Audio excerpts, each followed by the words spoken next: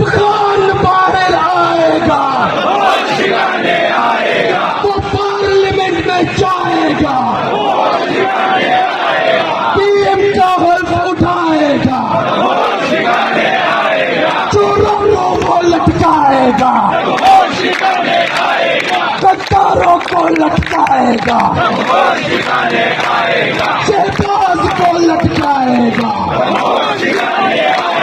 अस्सलाम वालेकुम, मैं जमील फारूकी हूँ। आप मेरा ऑफिशियल यूट्यूब चैनल देखें। आज दिसंबर 2025 की 21 तारीख है, इतवार का दिन है जिस वक्त वीडियो रिकॉर्ड हो रही है।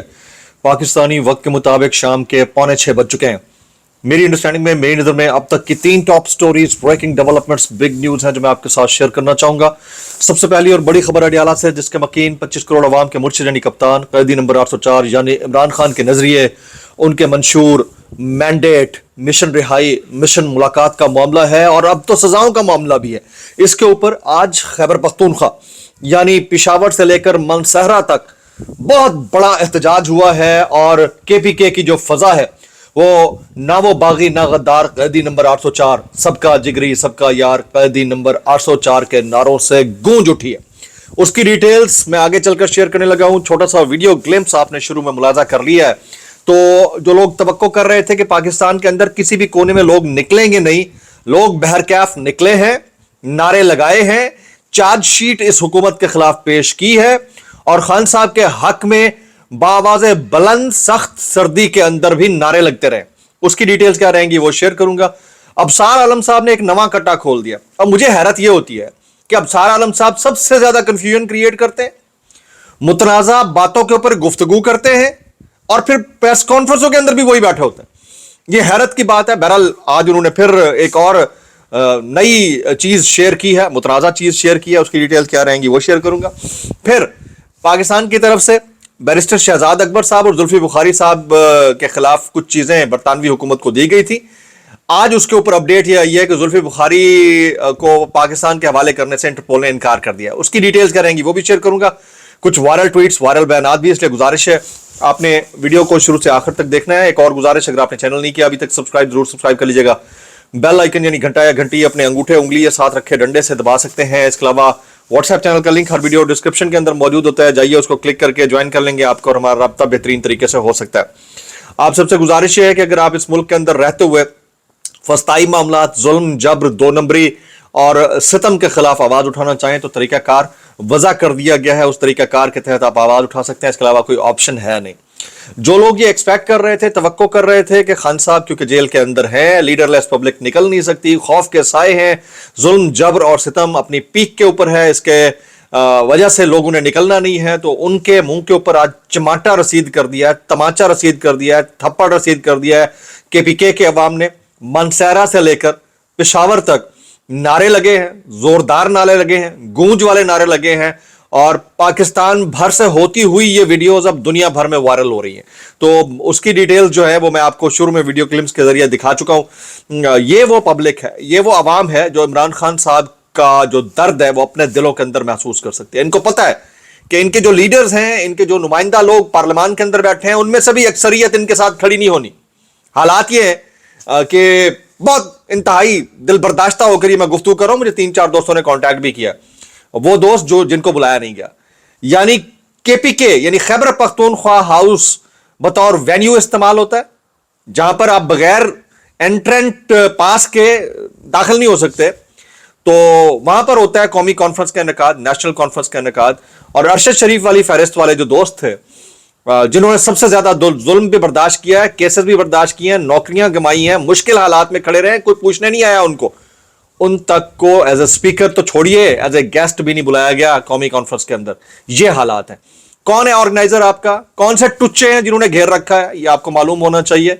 चंद एक अच्छे दोस्त भी गए जैसे काशिफ अब्बासी साहब, उनका आज का खिताब जो था वो दिल दहला देने वाला था, दिल चीर देने वाला था। और दोस्त भी गए, लेकिन जो मशल बरदार थे, जो कैंडल या बीकन बेरर होने चाहिए थे, जिनका खान साहब नाम लेते हुए नहीं थकते थे, उनको आप लोगों ने निगलेक्ट किया है, हर दफा किया है और बहुत दफा किया है।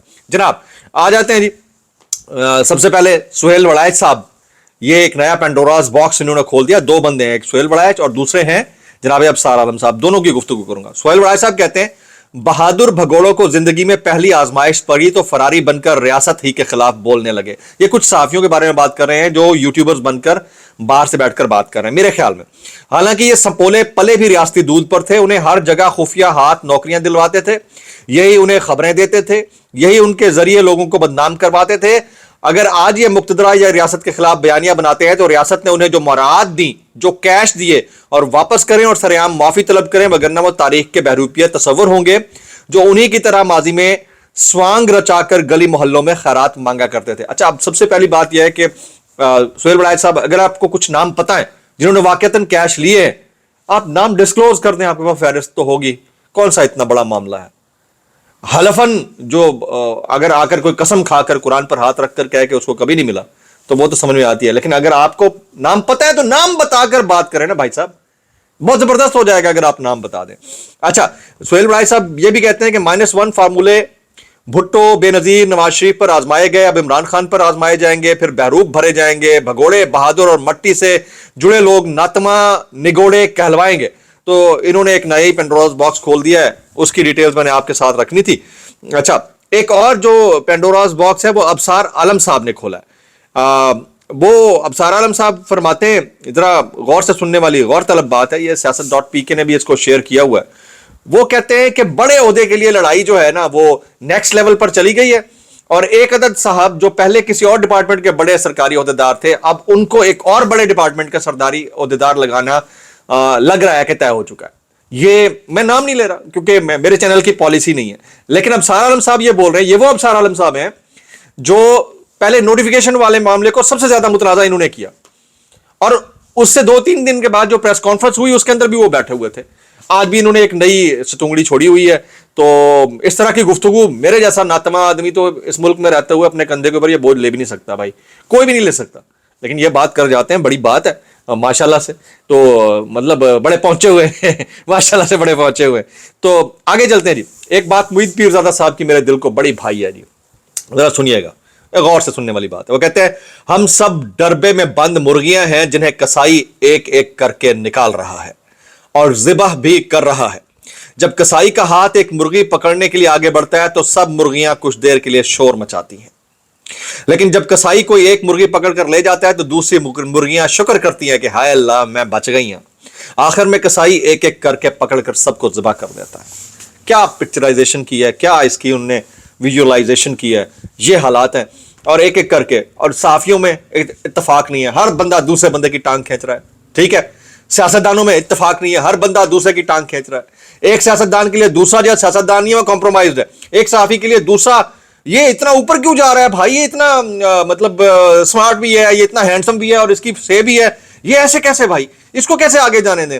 और फिर खुद करप्ट होगा, दूसरे के ऊपर इल्जाम लगाएगा कि ये करप्ट है। ये बड़ा प्रॉब्लम है। जिस दिन आप ये समझ जाएंगे कि हम अपने तमाम तरह इख्तलाफात के बाद भी एक ही कबील से तारुक रखने वाले हैं, आपको दूसरे के साथ होने वाली नाइंसाफी या ज्यादती अपने साथ होने वाली नाइंसाफी या ज्यादती ही महसूस होगी। ये कब होगा हमें नहीं पता, लेकिन बहरहाल अच्छे की तवक्को रखी जा सकती है। और ये इतने बेशर्म है, इनके साथ मतलब जितना घुल मिल जाओ, अच्छे हो जाओ, उन्हें सांप की तरह डसना होता है। जनाब सुहेल आफरीदी साहब ने आज कौमी कॉन्फ्रेंस से खिताब किया। 2 खिताबात ने मुझे इंप्रेस किया, एक सुहेल आफरीदी साहब का, दूसरा काशिफ अब्बासी साहब का। सुहेल आफरीदी साहब कहते हैं कि हमारा बैरूनी कर्जा डॉलर के रेट के साथ मुंसलिक है जो बढ़ता जा रहा है। दोस्त ममालिक ने हमें खैरात दी हुई है जो हमारे स्टेट बैंक के पास पड़े हुए हैं। अगर हुकूमत डॉलर को ना रोके तो ये डॉलर 400 रुपए क्रॉस कर जाएगा। ये हालात हैं। बैरूनी कर्जा बढ़ जाएगा तो हमारा डिफेंस का बजट नहीं रहेगा, मुल्क दिवालिया बन जाएगा।